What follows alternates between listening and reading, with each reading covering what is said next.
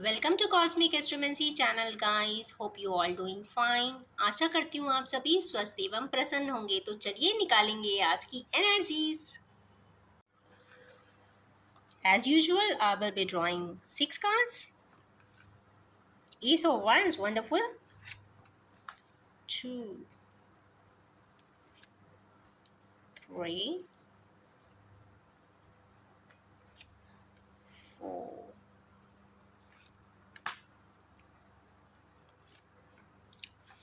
5 and 6.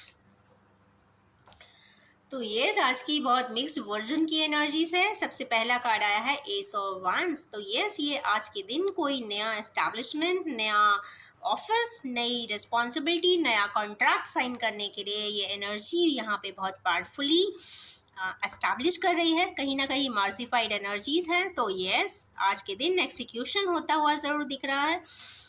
कई सारे industry के लिए बहुत फेवरेबल है। केमिकल है, पेंट्स हैं, या फिर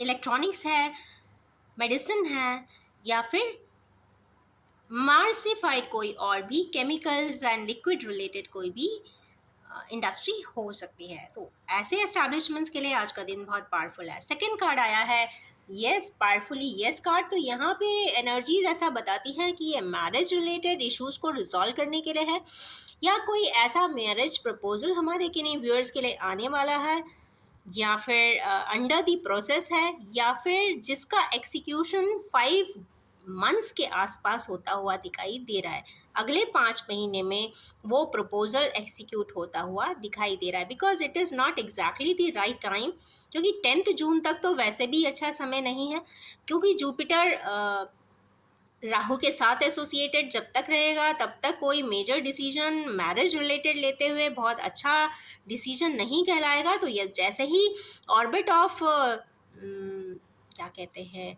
राहु की थोड़ी सी डिस्टेंस मेंटेन करने लग जाए, तो यस, वहाँ पे मैरिज होती हुई दिखाई दे रही है। बट हाँ, प्रपोजल्स, इंफॉर्मेशंस या फिर कनेक्टिविटी ज़रूर यहाँ पे स्टार्ट होती हुई दिख रही है। नेक्स्ट है यहाँ पे नाइट ऑफ पेंटिकल्स का कार्ड। तो यस, हमारे व्यूअर्स यहाँ पे कुछ pentacles related means money making related projects assignments के लिए बिल्कुल मुस्तैदी से तैयार है। बट यस, ग्राउंड वर्क बिल्कुल नहीं है। और यस, थोड़े से स्वेट एनालिसिस करने की इस वक्त ज़रूरत है, और उसके बाद ही आगे प्रोसेस करें, एक्सिक्यूट करें, आगे की तरफ बढ़ें। क्योंकि कहीं ना कहीं अगर रॉ डेटा पे वर्क करते हैं तो उनको आंसर्स या प्रोडक्टिविटी या रिजल्ट उतने अच्छे नहीं मिलेंगे जितने की होने चाहिए। तो ग्राउंड वर्क करने की ज़रूरत है, होमवर्क करने की ज़रूरत है, और डाटा इंटरप्रेट करने की भी ज़रूरत है रियलिस्टिक रिजल्टेंट के लिए। नेक्स्ट है वर्ल्ड का कार्ड। तो यस, हमारे व्यूअर्स इस वक्त काफ़ी ट्रैवल की एनर्जीज में है, या तो वो ट्रैवल कर रहे हैं, या करके कहीं जाना चाहते हैं, या फिर ट्रैवल करके कहीं से आए हैं। तो ये कोई सी भी एनर्जीज हो सकती है, और उसमें जो भी एनर्जीज, जब ट्रैवल ओरिएंटेशन होता है तो कहीं ना कहीं खुशी मिलती है, और अच्छा माइंडसेट हो रहता है, और साथ में ही एक अच्छे इमोशंस का आदान प्रदान भी होता है। तो मीन्स यहाँ पे sharing of good emotions and energy है, हैप्पीनेस है। एंड यस, ग्राउंड वर्क अगर प्रॉपर है तो रिजल्टेंट भी 100% है, इसलिए भी एक रिजॉइस की एनर्जी है यहाँ पर। नेक्स्ट है क्वीन ऑफ सोर्स। तो यहाँ पे क्वीन ऑफ सोर्स, ऐसा कोई पर्सन यहाँ पे हमारे व्यूअर्स की लाइफ में ज़रूर है जो काफ़ी प्रोटोकॉल्स के साथ चलता है, प्रिंसिपल्स ओरिएंटेड है, और यस, वो काफ़ी इन्फ्लुएंशियल भी हो सकते हैं, या फिर हमारे व्यूअर्स की लाइफ में एक मेजर रोल प्ले भी करती होंगी। ये फेमिनाइन एनर्जी है क्योंकि क्वीन ऑफ सोर्स है। तो yes, queen of source mother या फिर मदर लाइक फिगर की ही एलिमेंट्स की बात करता है, एट्रीब्यूट्स की बात करता है, और यस, उनके कुछ स्ट्रिक्ट प्रोटोकॉल्स होंगे, जैसे टाइम से उठना है, टाइम से सोना है, उनकी कुछ बातों को ध्यान में रखना है, कुछ इस प्रकार से होगी। तो यस, उसको नज़रअंदाज ना करें, और जो भी वो कहती है उसको एक बार ज़रूर सुने। बिकॉज उस इसलिए ऐसा कह रही हूँ मैं क्योंकि इसके जस्ट बाद का कार्ड है 6 ऑफ सोर्स का, इसका मतलब है कि एक ऐसा पर्सन जो या तो कहीं से आया है या तो जो वो सोच रहा है उसको दोबारा से ऐसा ही कोई एब्स्ट्रैक्ट ना मिल जाए, उसको दोबारा से ही खाली हाथ कहीं जाना ना पड़ जाए या फिर लॉसेस ना हो जाए, उसके लिए शायद ये क्वीन ऑफ सोर्स यहाँ पे कुछ एनर्जीज ऐसा बताती हुई शायद दिख रही हैं।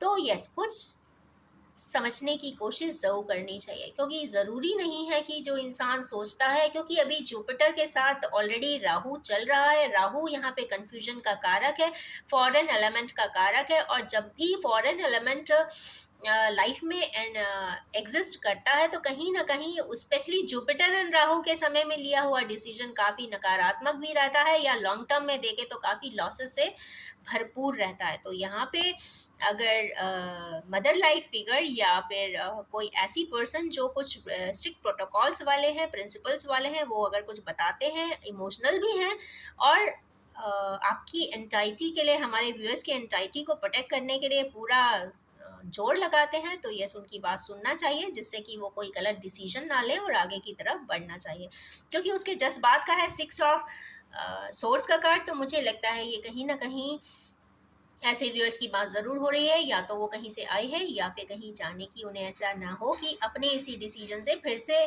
जाने की तैयारी करनी पड़े। 6 की एनर्जीज है, जो भी होगा, जो भी सिनारियोज बन रहे हैं वो हार्मोनाइजेशन के लिए हैं। तो यस, हार्मोनाइजेशन को मेंटेन करने के लिए इन एनर्जीज को समझने की कोशिश ज़रूर करें और आगे की तरफ ज़रूर बढ़ें। चलिए निकालेंगे अब आज के लिए रेमेडियल ओरेकल कार्ड्स।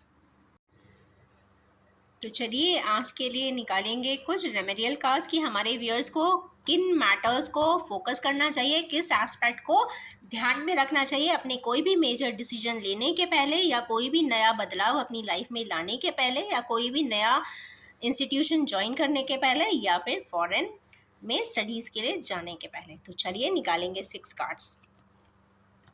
1 2 3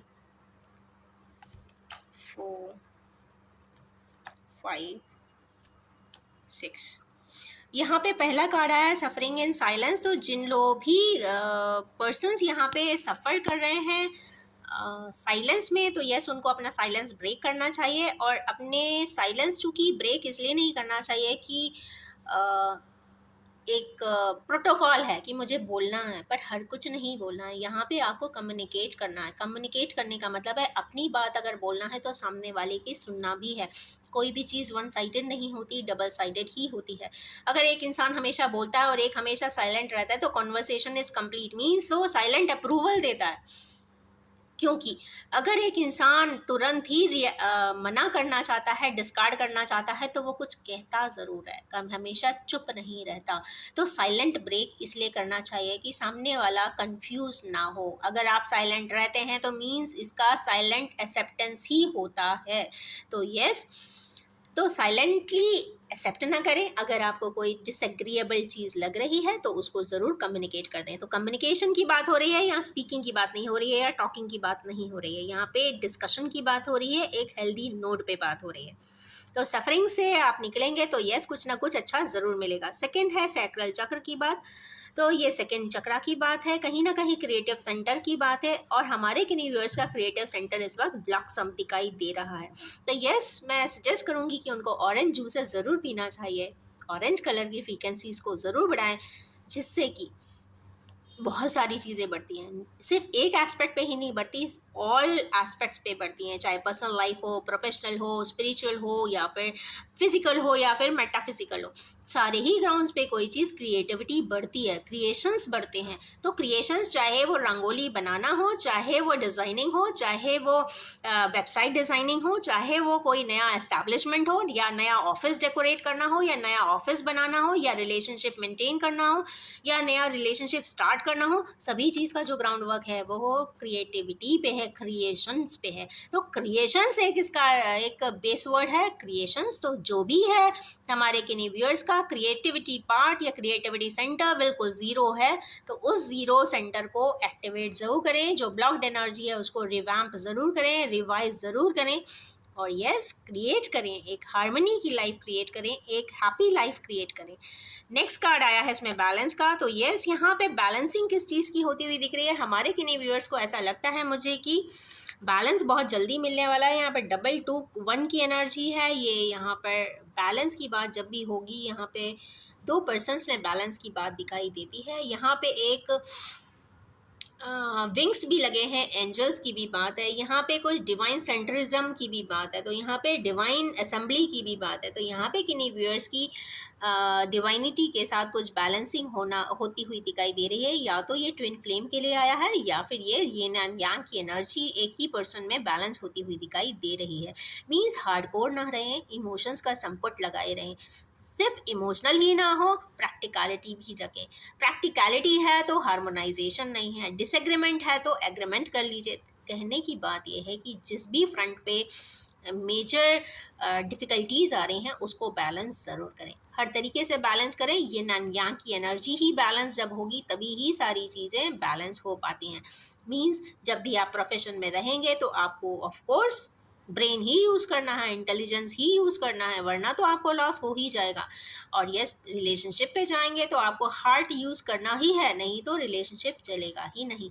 अगर ईगो से अगर रिलेशनशिप्स चलते तो शायद कुछ भी आज की दुनिया में नहीं रहता। तो yes balance your energies, yin and yang की एनर्जीज। इसके बाद एक ये चीज़ और मैंने बोली थी ट्विन फ्लेम्स के लिए, तो यस ट्विन फ्लेम्स के लिए भी यहाँ बैलेंसिंग एनर्जीज है, कुछ ना कुछ यहाँ पे बैलेंस होता हुआ तो दिखाई दे रहा है। नेक्स्ट है यहाँ पे लव की एनर्जी। तो लव बिगिंस है आया है, तो कहीं ना कहीं हमारे के व्यूअर्स को कोई अच्छा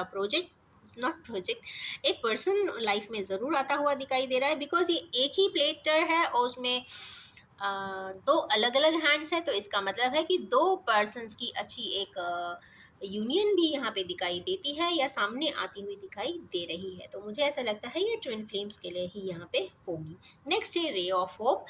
तो हमारे किन्हीं व्यूअर्स के लिए होपफुल रहें, कहीं ना कहीं कुछ